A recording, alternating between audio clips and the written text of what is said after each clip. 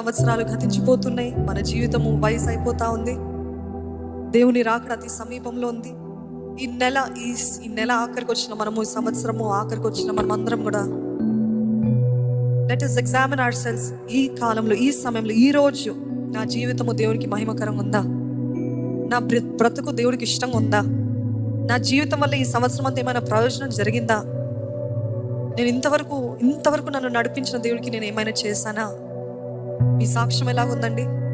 మీరు దేవుని కోసం ఏదైనా సాధించిన వారు ఉన్నారా?